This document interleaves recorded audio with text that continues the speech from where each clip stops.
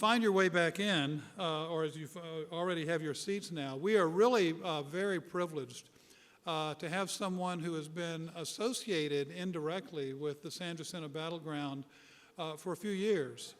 Kristin McMasters is an archaeologist and a grants manager for the National Park Service's American Battlefield Protection Program, and you can automatically see just how important that is for an endangered battle site like the San Jacinto Battleground. And as Paul Hutton said so accurately, this is a battleground which, after all these years, is still in its infancy in terms of the kind of preservation and interpretation that is possible and that would be appropriate.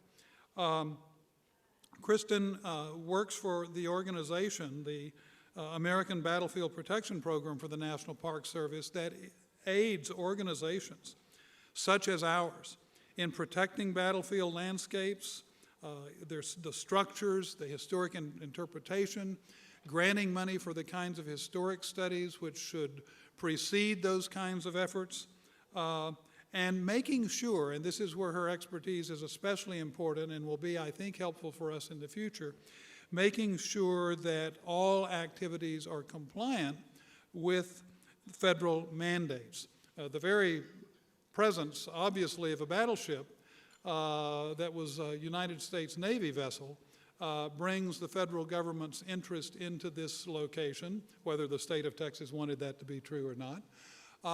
But the kinds of state and federal laws that govern preservation are complex and they're important. Kristin is going to tell us, first of all, I suppose, at some point, what her impressions were, because now she has a direct link to the San Jacinto Battleground. She saw it for the first time in person yesterday. I'm surprised she's here today because Jeff kept saying as we were leaving, I want to show you one more thing. But some of you have had that experience, haven't you? But he did bring her back and got her to the church on time last night for the patrons' reception. And we are privileged to have her. And let me introduce now, without further ado, Kristin McMasters.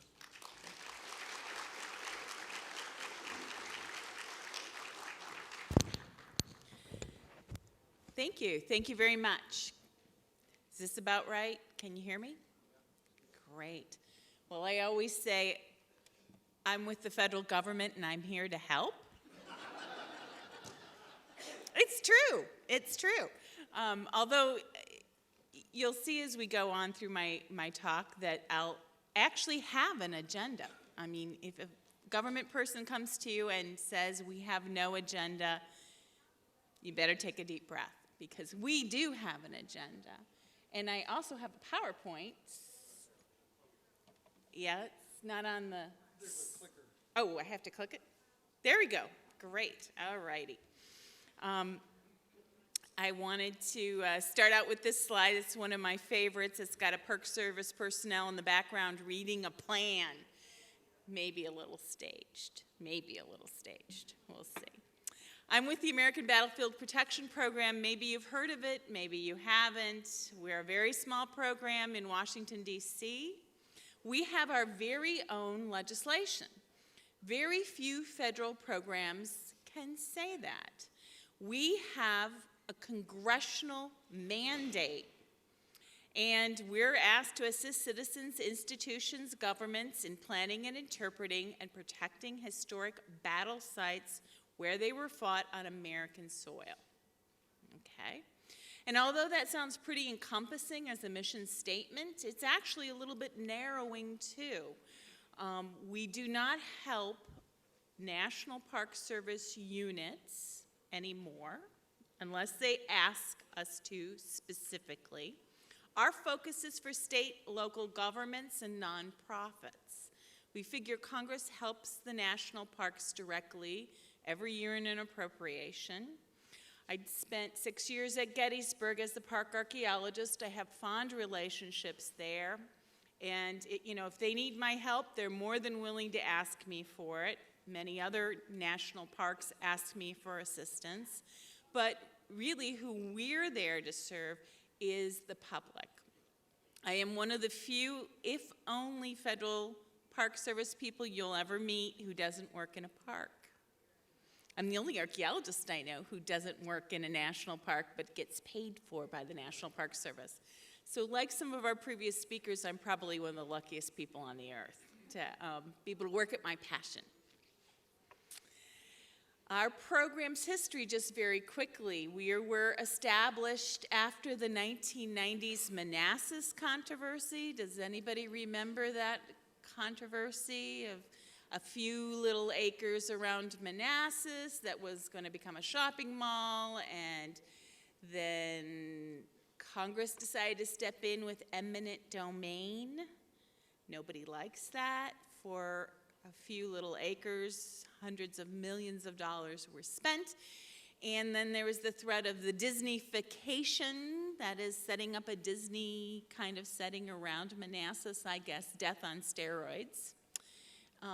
Essentially, the government looked at our National Park Service and said, how many other disasters like this do we have looming?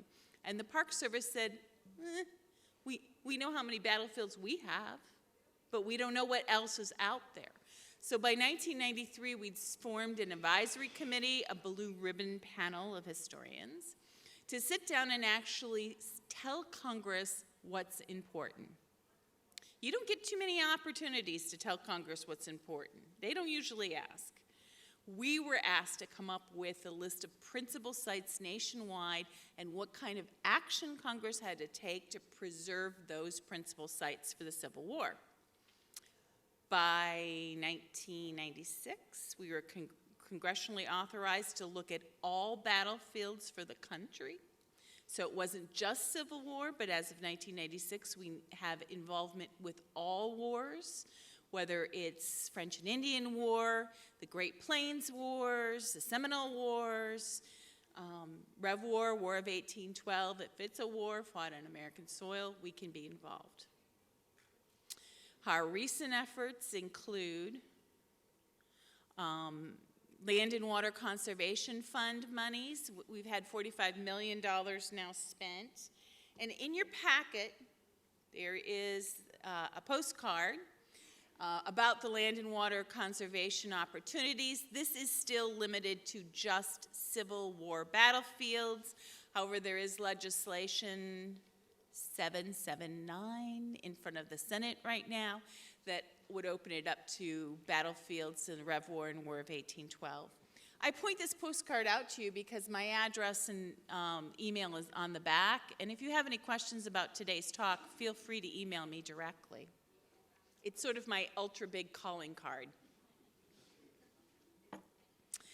We also have worked on finishing a study for the Rev War and War of 1812 to Congress, laying out preservation priorities for 181 battlefields for those two wars. We've been involved since 2007 working on Section 106 compliance for any battlefields of national significance that may be adversely affected. And now we're in the midst of a resurvey to complete our understanding, or update, as we like to call it, of the Civil War sites that were done in 1993. That was over 15 years ago, so it's time to update what Congress's priorities should be, and that's being done at the behest of Congress. We have a specific philosophy, and it's really good as we step back from the regional challenges that Jeff brought us before our break, to look at what do people do in the region or even in the nation. So for all battlefields, we have a specific understanding or philosophy. We look at all American battlefields and say they are cultural landscapes. They are a whole. They're not a series of little spots on the ground or earthworks or entrenchments. This is a landscape whole, okay? Each has a unique history, they have unique resources, and they reside within a unique community. And as many battlefields as I've had a wonderful opportunity at looking at for over a decade now with the American Battlefield Protection Program, they're not cookie cutter. And I actually bristle a little bit when I get people saying to me, well, give me the guidelines on what I'm supposed to do, because they're unique. Everyone has to be approached separately with a different understanding of those unique on-site resources within the community that's going to be the steward. And essentially that's my next point, is that local advocacy and local stewardship is essential for preservation. We find that the further you get away from local care on battlefields, the harder it is for people to see the real values. They become political footballs. They become badges of honors for this administration or that administration.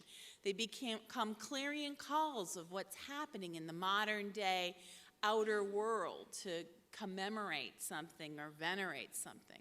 So local stewardship can be very much a key to the basics of vandalism, the basics of encroachment and misuse. You know, it's the local stewards who can look and say, is this activity really appropriate to sanctified ground that's part of a hallowed understanding? We require great preservation everywhere we go, and that includes an interdisciplinary approach.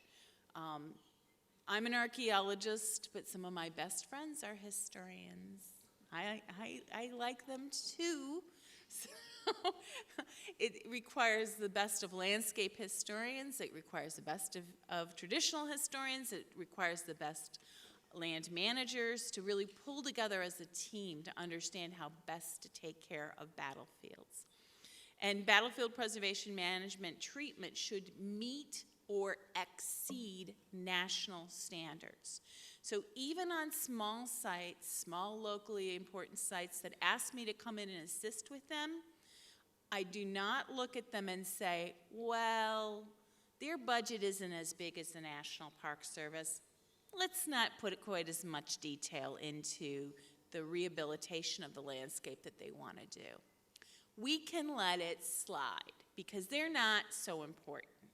They're certainly not as important as a state site or as a national site. So let's just kind of slide in and have the Boy Scouts plant a few free trees and we're done.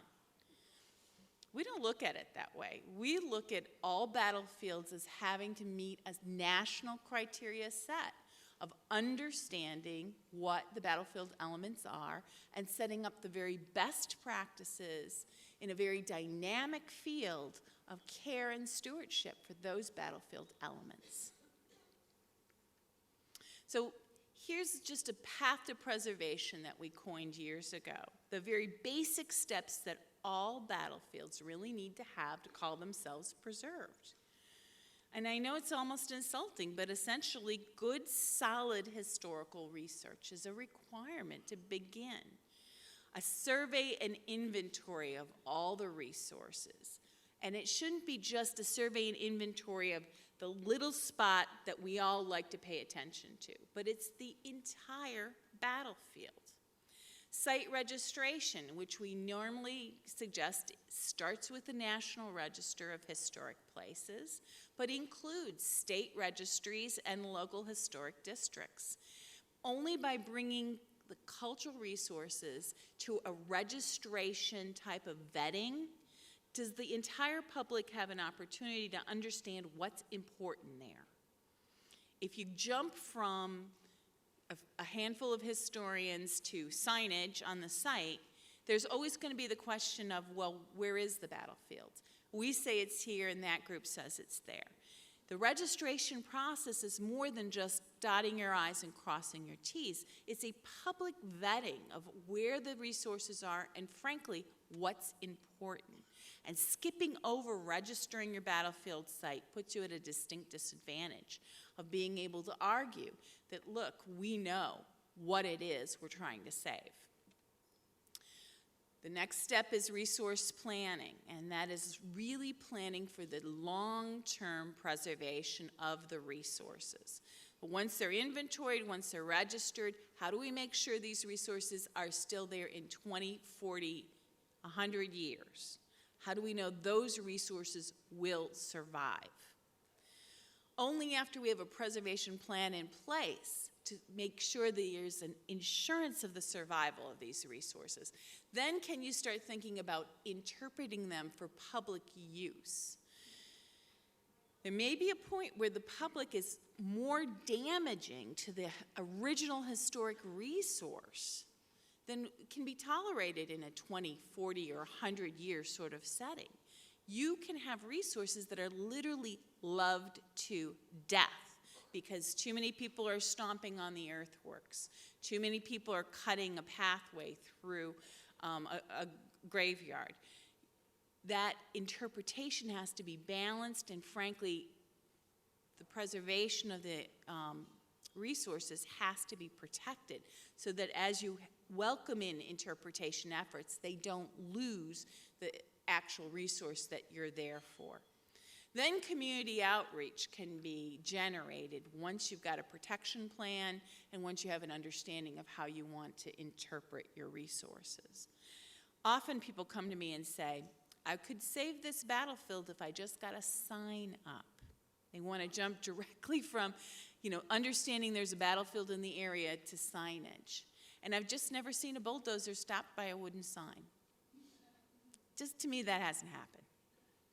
All right. Very quickly, when I say resource planning, I just want to break this out for you a little bit. There are all kinds of resource plans.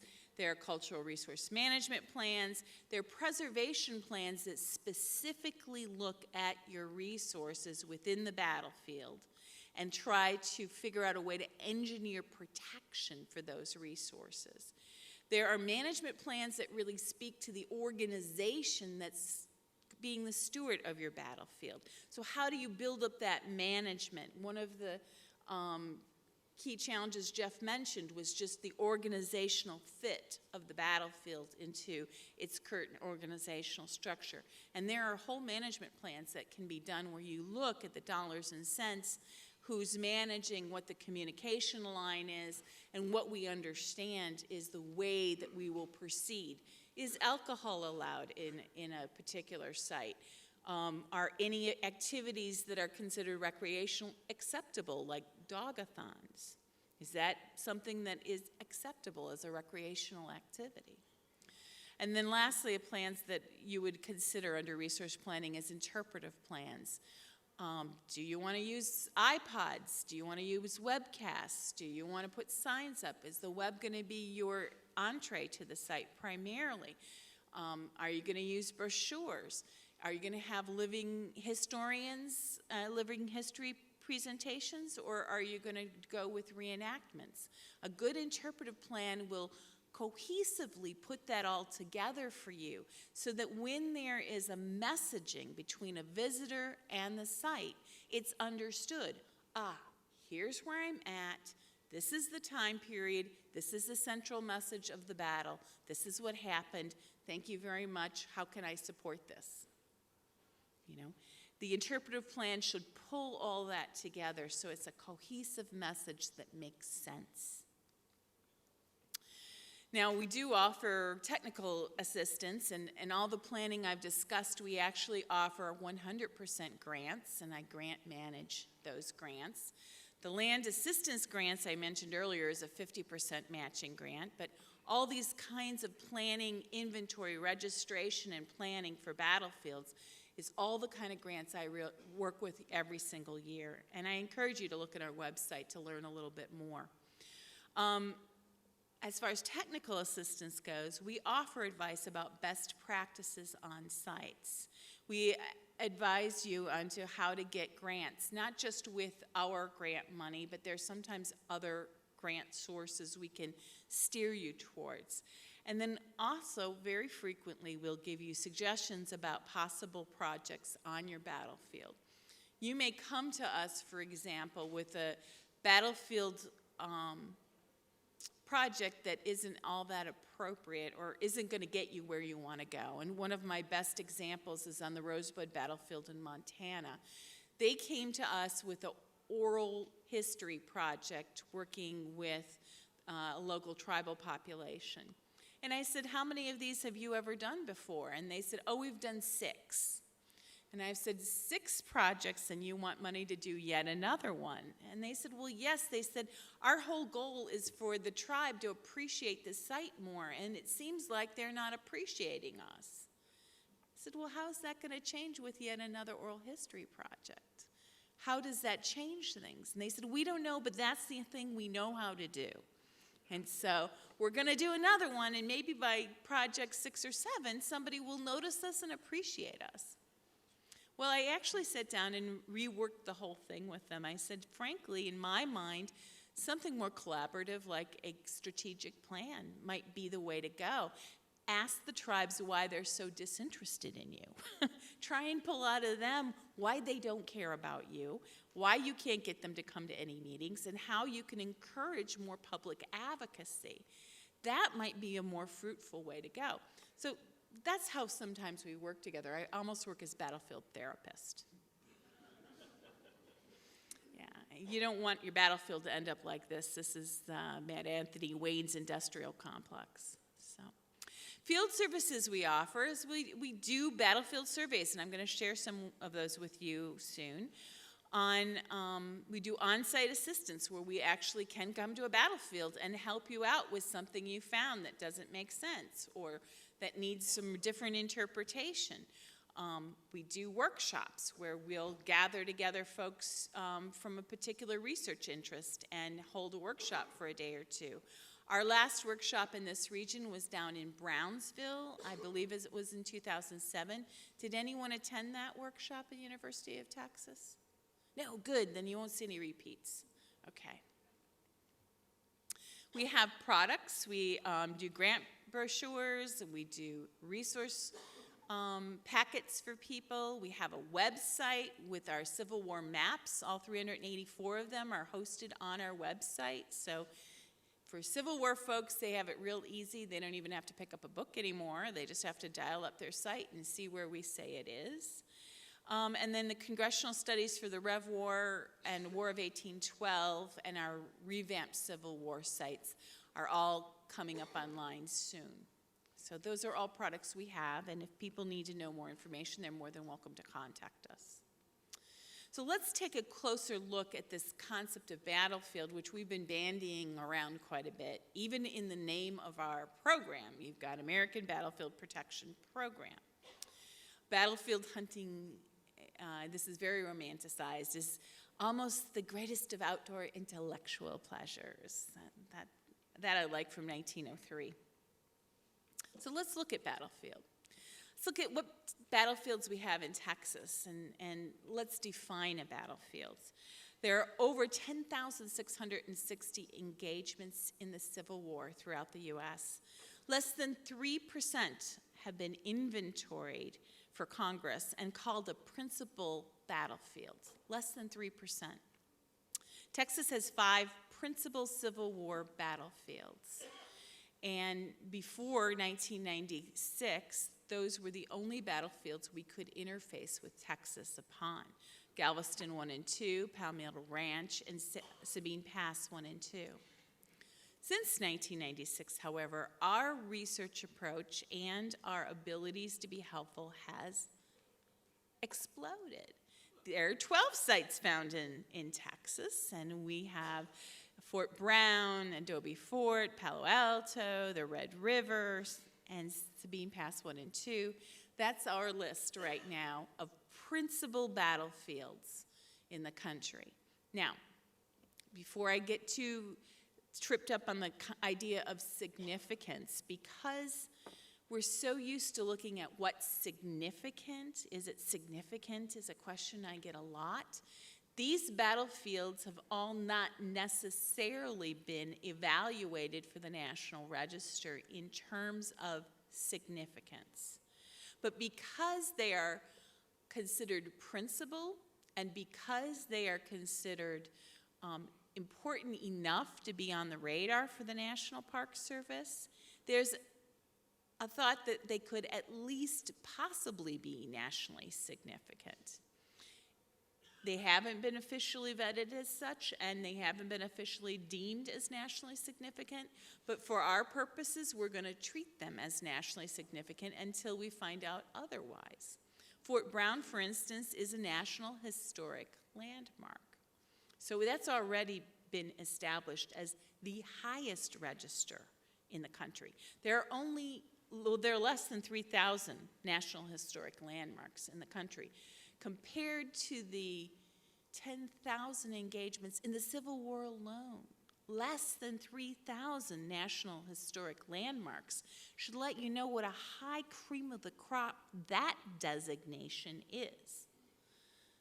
San Jacinto is also in that very elite club. Okay. These are the projects that we've had grants with, and you can tell they are very much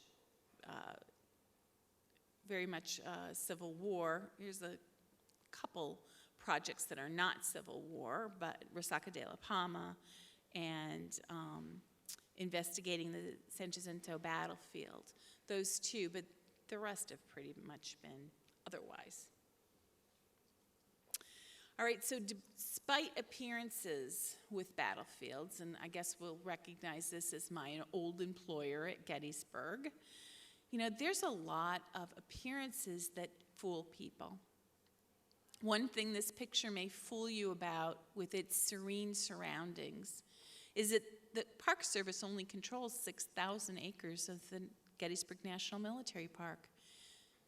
Mike Weiss is probably one of the few people in the room that knows, because he worked there when I did at Gettysburg, that its actual size of the battlefield is 24,000 acres.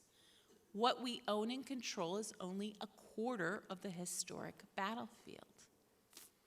So it's a skewed look at what we have and a skewed look at what was involved. Also, I kind of laugh. Do you notice how straight these positions are? Well, you know, the positions were there during the battle. The road was laid out afterwards by the veteran. Then the earthworks were moved back to the road to make it more convenient for the veterans. So there is some pieces on this battlefield that aren't exactly accurate, and I think I could do a whole Gettysburg talk on how things like that happened, but suffice it to say, we have a little bit of made-up history here as well. In fact, when I was first introduced to the battlefield,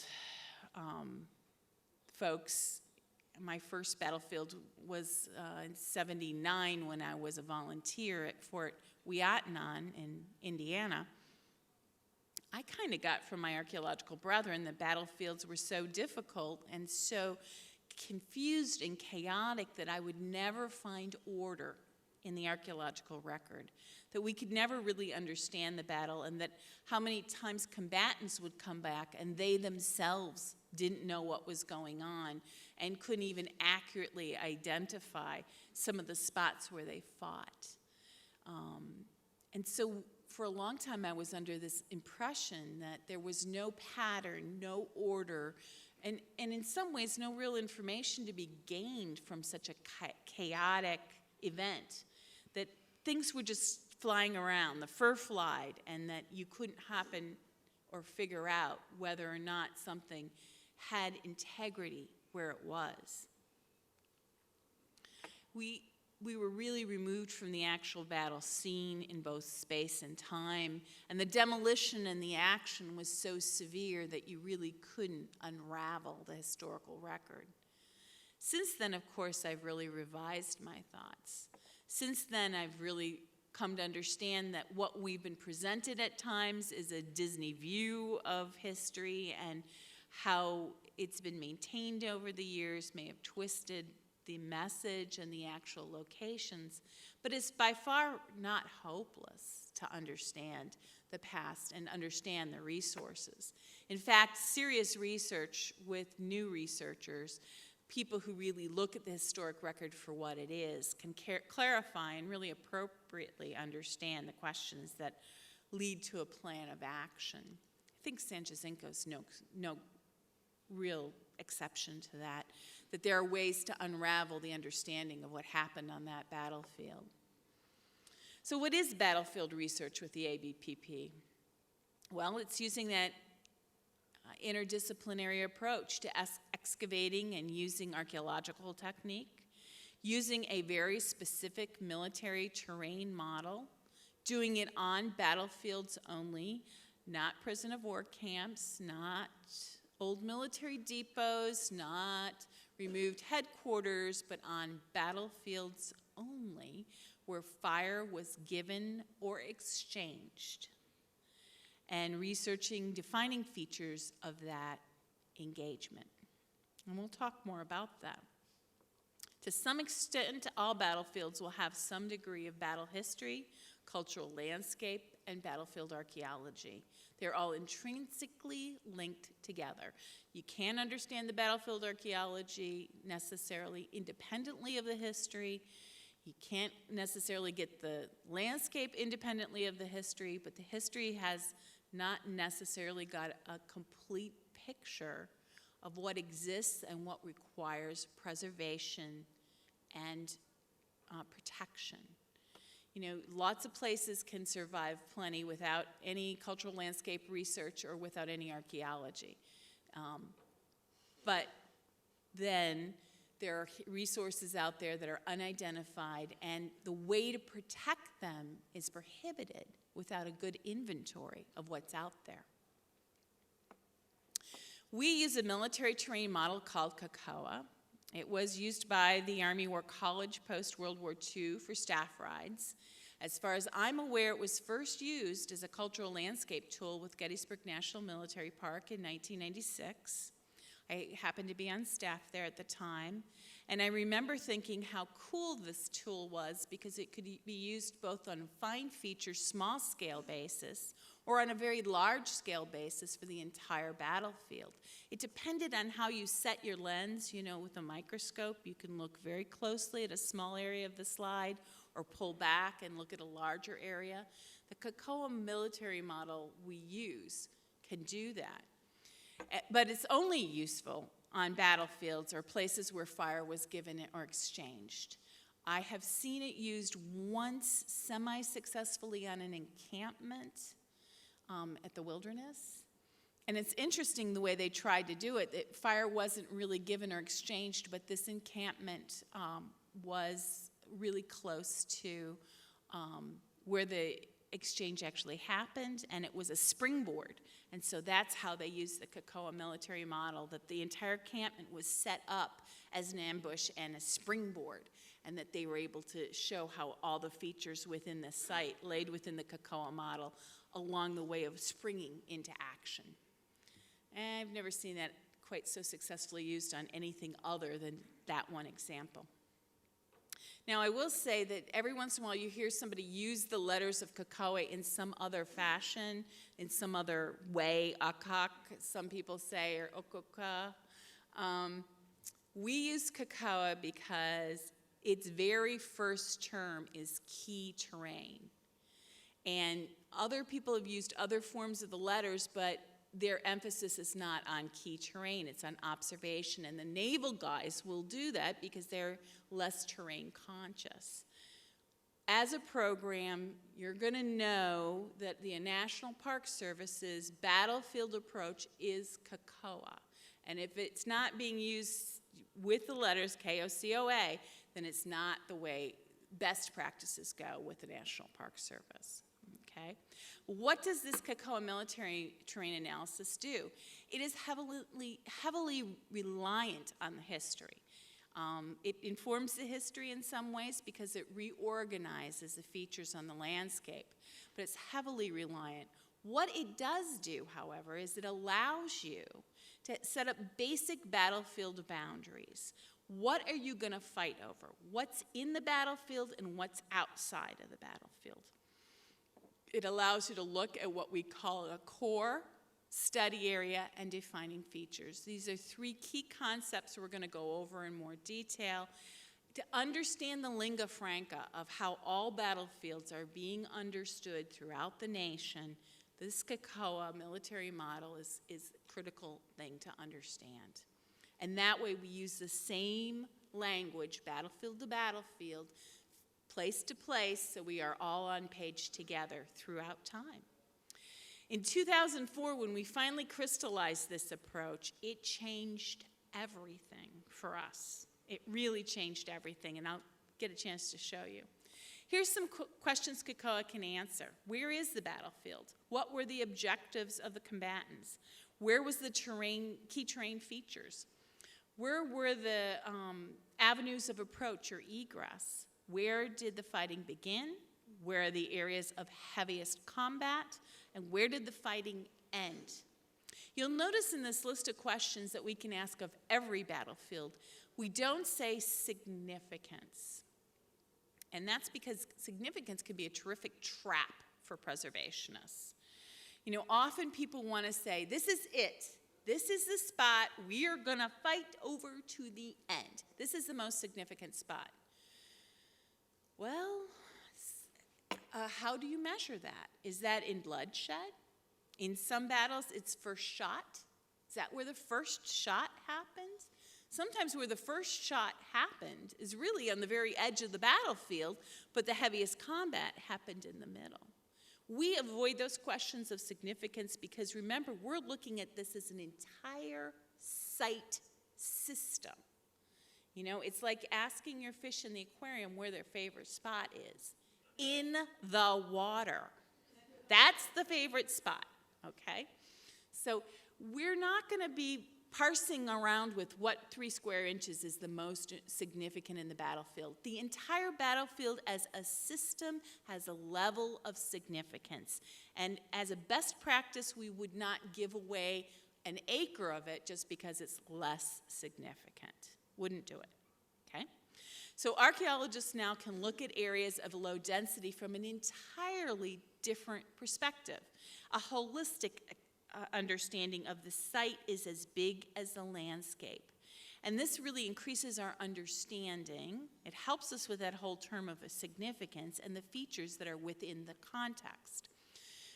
Our archaeology friends that I deal with every day have had long-standing issues in that often when we go into discussions about whether a site's there or not, whether it's important or not, what kind of 106 projects are coming along, we kind of dissolve it down to an artifact count. Well, how many artifacts did you find there? I hate that question because there are a lot of parts of the battlefield where you're not going to find a lot of artifacts. Doesn't mean it's any less significant, doesn't mean it's lost its integrity. It just didn't have a bunch of artifacts. I can give you one scary example from here in Texas, and you probably can guess which battlefield it is, but the artifacts counts came up. It was a density model. They found the most artifacts with a metal detector in a specific spot, and that's where the National Park Service bought that battlefield, only to find out that they hadn't bought either the American or the Mexican troop positions where the guns fired from. Now let that sink in and roll in for a minute. We've lost both American and Mexican troop positions, although we have the crossfire, the dead man zone, where no one in the world in their right minds would want to be. That's what we bought. Now, it's very important. But so are the positions where the men actually stood. The public's going to have a tough time understanding the high density count of the artifacts, when the most significant part of the battlefield may not have very many battlefield artifacts at all. So it's a misnomer to let those density numbers rule your understanding of the battlefield. That's how the system matters, okay? All right, so let's look at defining features. That's one of the characteristics of a battlefield that help us really get to a better understanding of boundaries. And I'm going to talk a little bit about defining features because they're really the first step that you take hand in hand with your historian. Now, most battlefields have reams and reams of information, or at least a few narratives. And you'd look at the narratives from both sides of the engagement. I have to tell you right now, I've got a lot of World War II sites in the Pacific where we really only seem to approach it from one side. It's really a requirement that both sides have voice and resources examined. And you go through your primary sources, less your secondary resources, and you highlight places on the ground, that fence line, that river, that footbridge, that marsh, places on the ground that can still be located. Those are defining features, okay? Not so-and-so's commands relationship to someone else, something ethereal, somebody's, sweetheart's letter to them. No, it's got to be places on the ground referred to, hopefully, in the battle narrative, in the ORs or in the official records. Those places on the ground I highlight through. And I go through and try and get several different renditions of that history that's as primary as possible from various levels of command.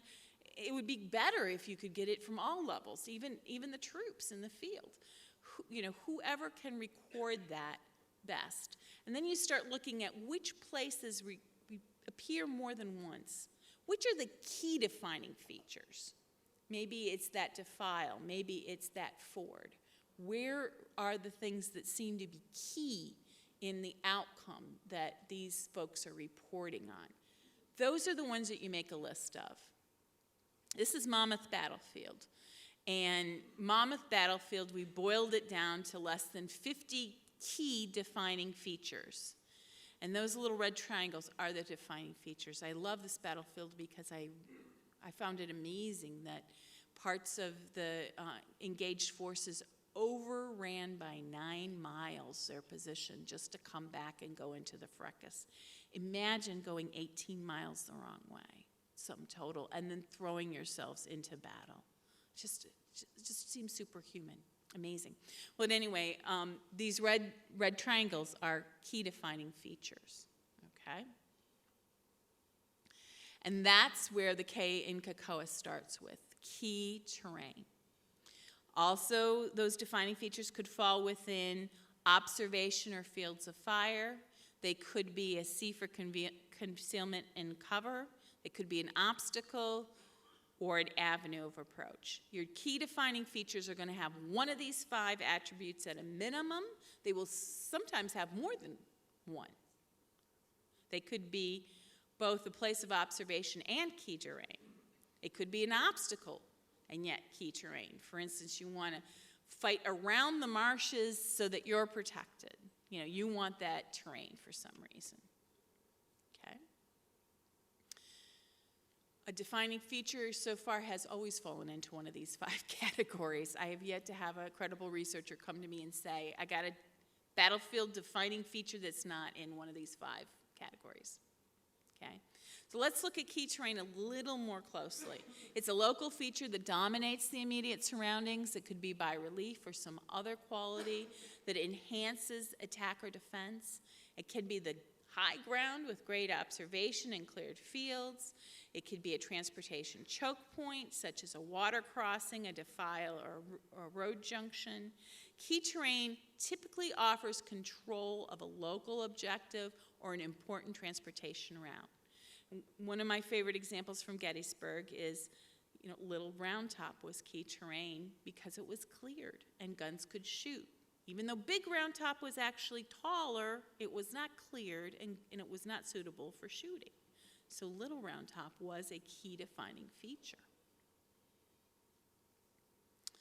Okay, next we go to the O for observation. It's the ability to see the enemy in order to judge strength and prevent surprise or respond to threats. The field of fire, or sometimes people call the dead zone, has gotten a lot of notoriety recently. Most people know what that field of fire is. It's the effective distance of weapons.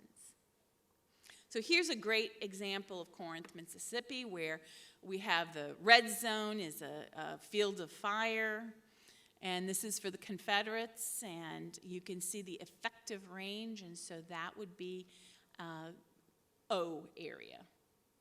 Okay, for your COCOA O. Concealment's the next letter in COCOA. C is for concealment. I need a song, don't I? I need some kind of PBS song to go with KOCOA. Concealment, protection from the enemy. It could be a forest line, it could be a ravine, it could be dense vegetation, it could be a reverse slope. It provides cover and protection, ditches, rivers, buildings, walls, entrenchment. Concealment and cover restrict observation. It limits the field of fire. So think of all the places at San Jacinto that could have been used, and think of how few there might have been because it was so flat. Okay.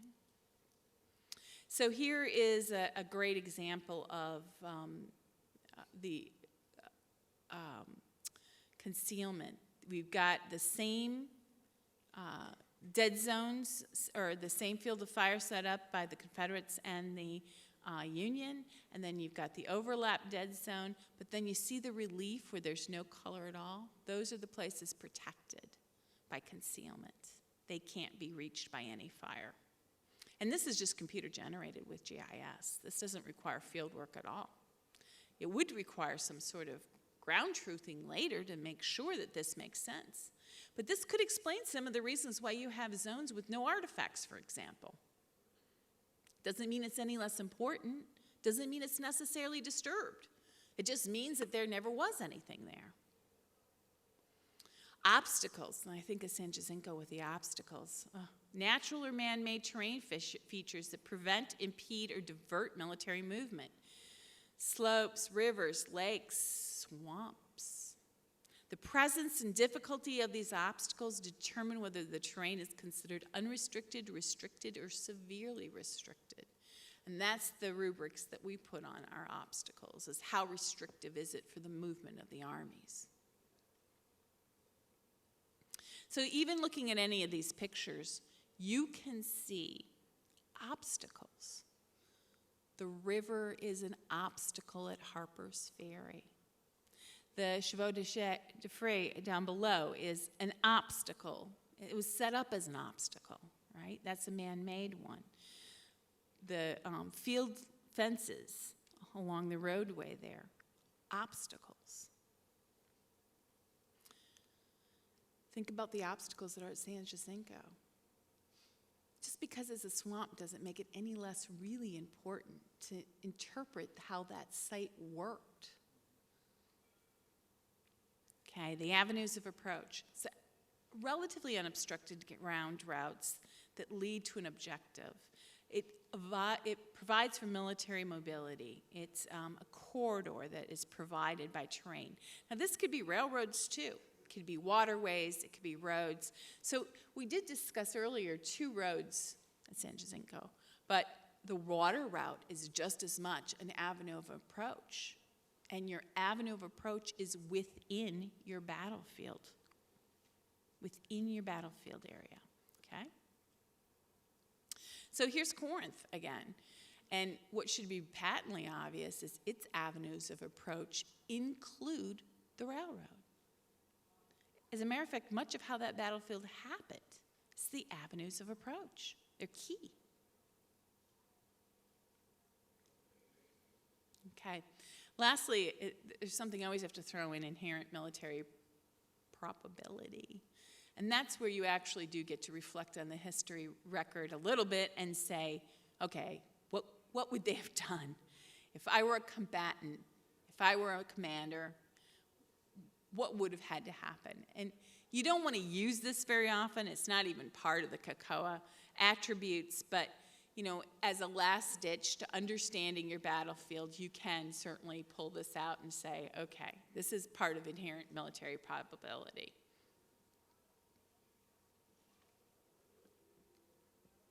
Okay, so how do we use what we know? We've got our defining features, our key defining features.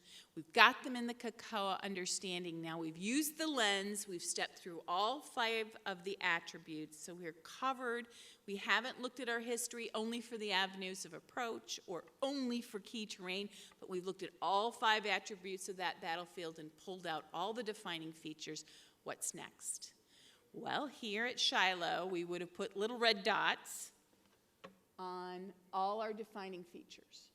Right here. You saw earlier the little red triangles and Monmouth battlefields. That's the first thing. Put it down on a modern map. Next, it's not a battlefield feature outside of the battlefield. So your boundaries get drawn. What happened? I went backwards. Sorry.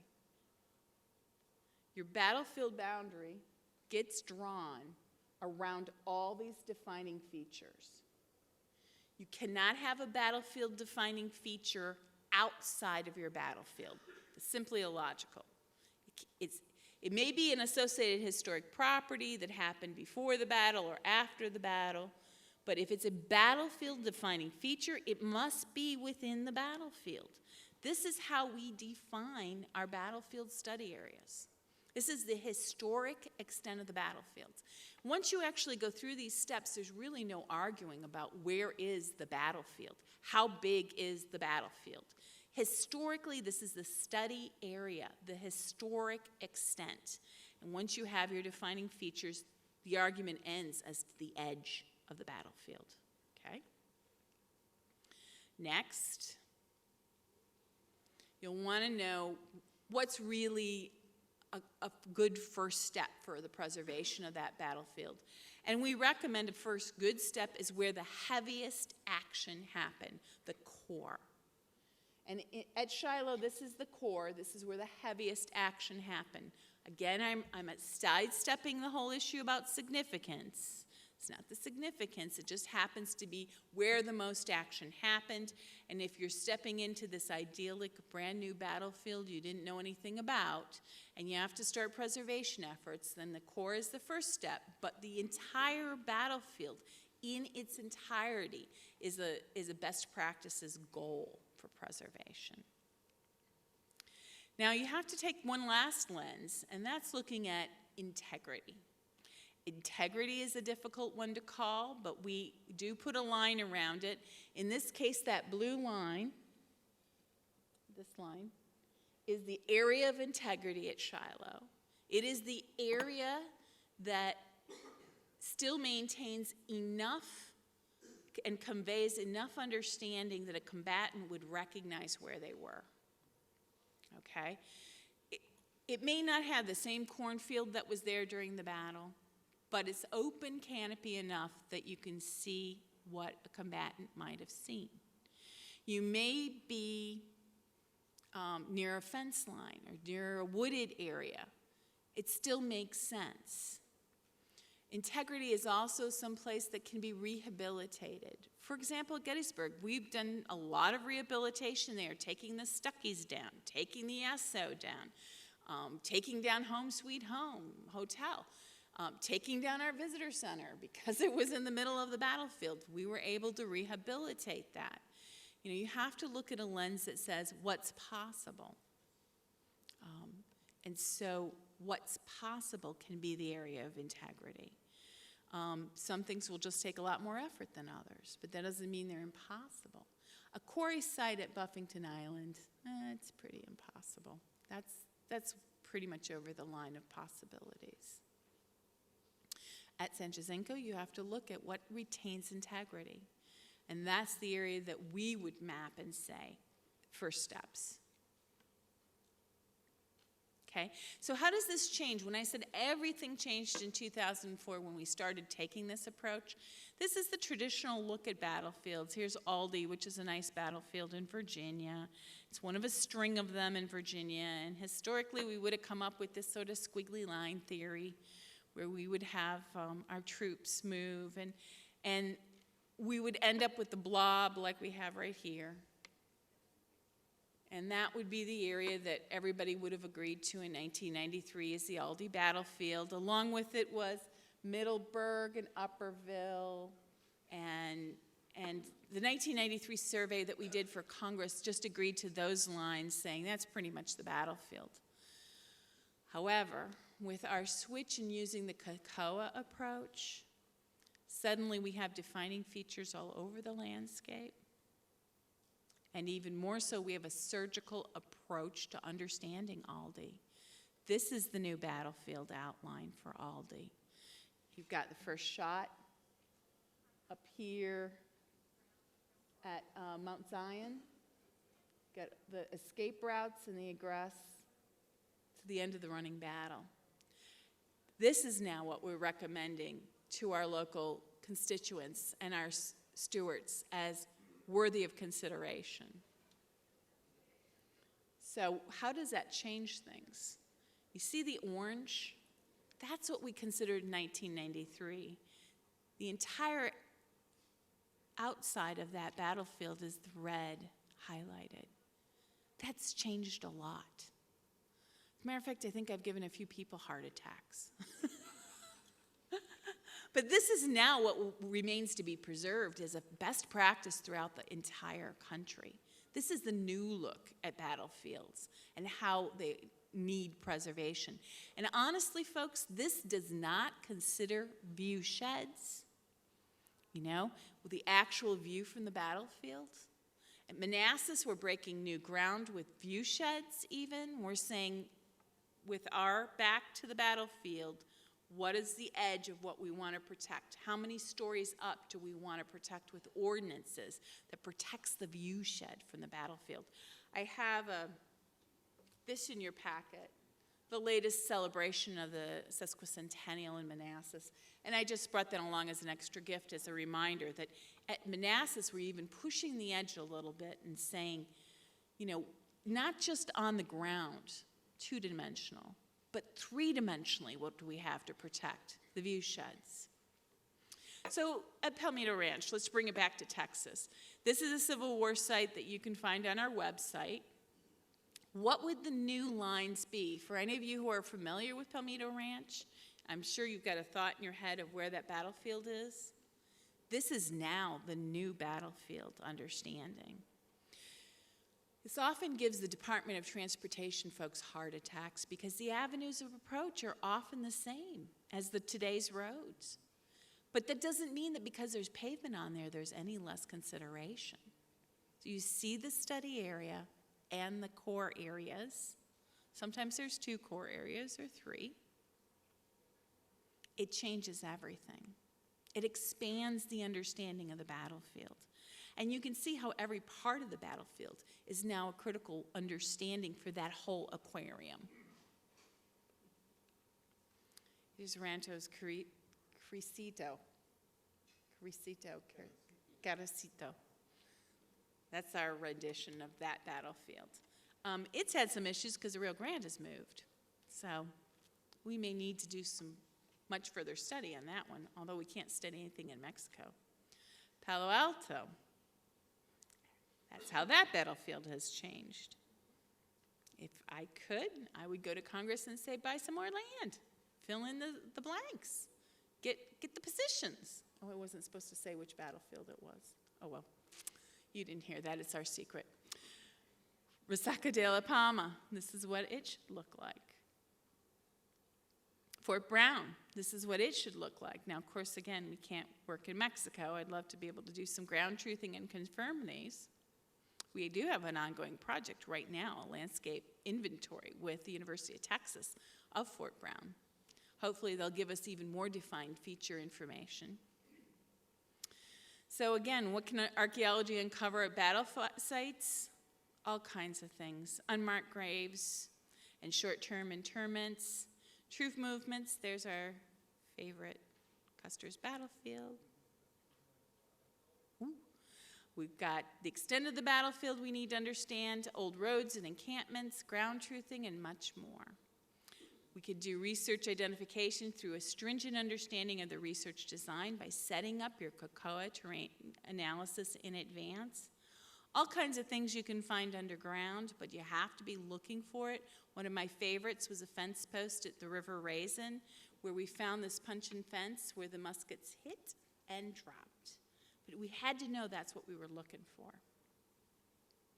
All kinds of factors affect your research design: integrity, available laws, and protective allowances. Lots of techniques. You can find archaeologists to help you with traditional techniques that step you through small shovel test pits to larger units, to this site at Fredericksburg, which turned out a slave cabin we didn't know about on the battlefield. We had read about it, but we didn't know where it was. And then there's the non-invasive metal detecting, ground penetrating radar, soil resistivity. But our choices right now, do we want to live with history in a cage? I mean, is this a useful and helpful way to understand a battlefield? I find it amazing in Wyoming, big sky country, that Fort Fetterman would be represented this way. This is their battlefield. Ouch. Would we rather safeguard our battlefield understandings, our archaeological sites, and our view sheds? I can tell you a whole lot more about Kakao if you'd like to email me. Feel free, you've got my card. And I hope you enjoyed this presentation of how we look at battlefields across the nation. Thank you.